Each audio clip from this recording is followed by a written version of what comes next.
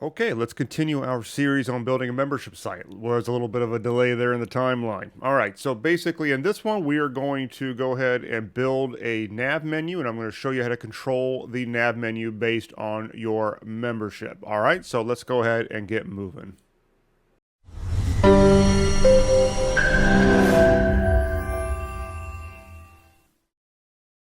Okay, so here on the screen is the mock-up site that we've been working on. You can see we've got a pretty standard top menu navigation here, okay? So what we're going to do first is I'm going to add a couple things in here that might be more typical of a membership. It doesn't matter if the pages exist right now because the way that menus work with WordPress is we can control these menus basically regardless of what's going on. So let's go ahead and go into that. Let's go to Appearance. Let's go to Menus. All right, and here is our menu. So there's a couple approaches here that I want to show you in this video to control your menu navigation. First of all, you can add things like our dashboard. Okay, this is a perfect example. We're going to go in and add the dashboard. I usually put this at the top of the menu. Let's get rid of the home page because our logo is typically clickable and there's not really much of a need for that. Okay, so we're going to have that in there. Let's save that. All right, and you can see we got ourselves the dashboard page. Now, what we want to do here is a couple ways that we want to do this. First of all, you can have one menu navigation. You assign it to your primary location for your theme, all right, which is what we've done. Now what we want to do is show and hide certain menu options based on what's going on and whether they're logged in, whether they have particular tags on their profile.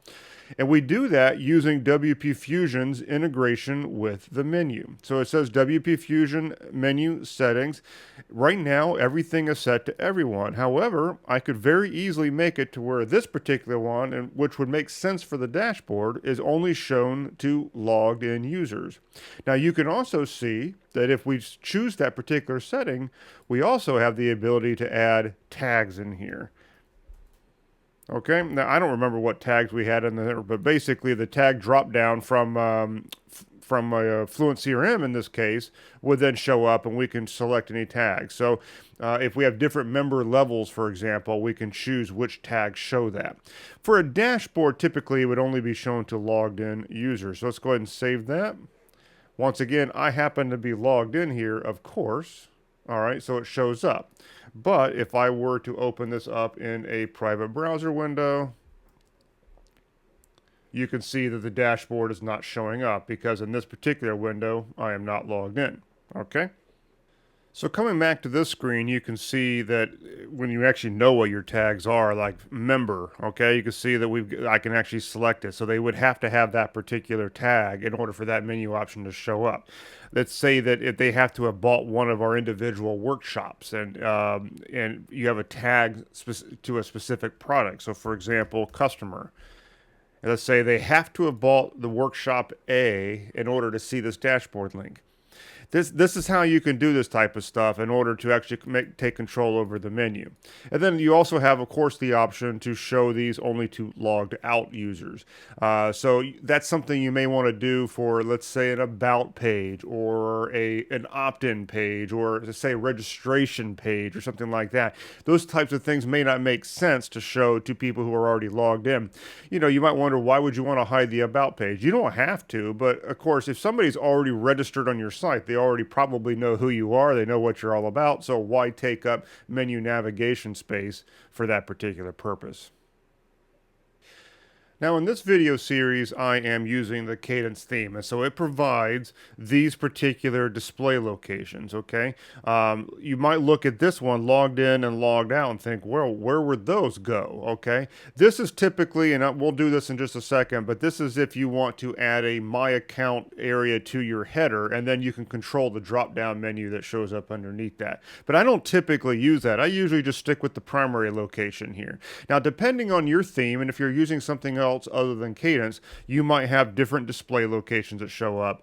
And typically what you can do in some cases is create different menus. You create a new menu and you would assign it to another spot of your site. But also some themes will actually present different display locations for whether a person is logged in and logged out. And then depending on where that actually shows up, you can control your member menu that way.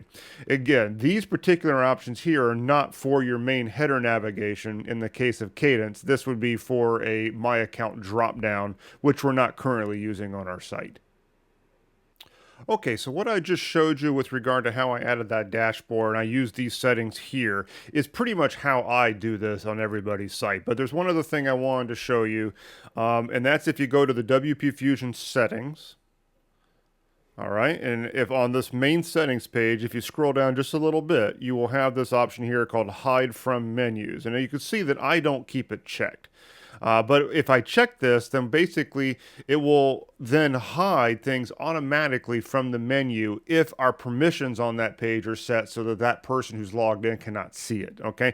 I personally like to control it on the actual navigation menu itself in the menu section. I find it to be a little bit simpler that way. However, this is an option that you have as well, and it would basically make it automatic. And so at that case, let's say if you were to go to have one of your pages, and let's say this one here, the dashboard, see how we've got this one locked down so that they have to be logged in to see it? Well, automatically WP Fusion would hide it from the menu if we check that box in the settings, because our permission settings means that that person who's public would not be able to see it. Same if we were to add a tag permission to a page, like say this member test page, they need to have the members tag in order to see it. Well, if a person's logged in and they do not have the members tag, WP Fusion would then automatically hide it from our navigation menu. All right, one other thing I want to show you, and that is we're going to add a My Account, like a button over here in the menu, because a lot of sites, they will have the navigation menu, but then kind of separately, they've got a button for either registration to create an account or to log in or something like that. And with Cadence, it makes it really easy to do that. So what we're going to do in this case is we are going to go into our theme customizer. All right, let's go to our header settings. And you can see here when we have the Cadence Pro set up and the header tools basically enabled, we've got all these different things that we can add to our header. One of them that I use all the time is this one for account. Okay, so we're going to go ahead and stick that right next to the primary navigation. You could see here that we now get our little icon. Okay, now there's various things that we could do here. We can just keep it as an icon. We can also change the icon.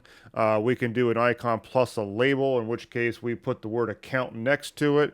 And of course, we're looking at this as if we are actually logged in. Okay, and you can also, if you come over to this area, you can control what actually happens. Now in this case, it's set to use a drop down menu and our navigation menu, and then we would select the menu we want. Okay, so probably nothing there right now because I haven't actually selected anything. What I typically do is I change this option to a link, and I would then set this to be the URL to the My Account screen from WooCommerce. That's what I typically do. All right. And then, of course, it turned black there. So what we need to do here is now go to the design area, and let's set that back to, oh, that's the background. That's not what I was looking for. Let's change the, there it goes. This is what I'm looking for right here. Good. I want to make that white again. Okay, now let's go back over to general and let's look at what it would look like for logged out people. Good. So see how now we got back to the icon. So what we're going to do here is let's go ahead and set to this one. Let's go to the icon and label. We can either use a modal login, which would kind of put our login into a pop-up. What I usually do, because I use plugins to rewrite the login page, so I would basically link this to my login page. Okay, this is what I usually do. Now, the other thing too is that you can see that this login logout option that we did earlier is not really going to be necessary anymore. So we're going to go ahead and get rid of that. Let's first of all, let's change this color again so it looks good on this nice blue background we got. Yeah, sometimes this cadence thing will not show, but it will show white. All right, let's do this.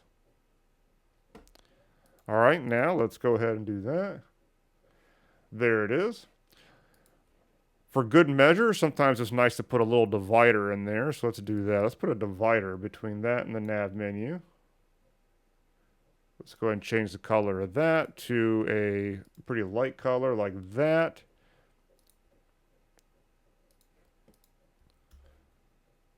Okay, and let's go ahead and get rid of this logout option because it's a little redundant at this point. So let's get out of the customizer. Let's go over to our menu options yet again. Go to our main menu, and let's get rid of this thing that we had added earlier.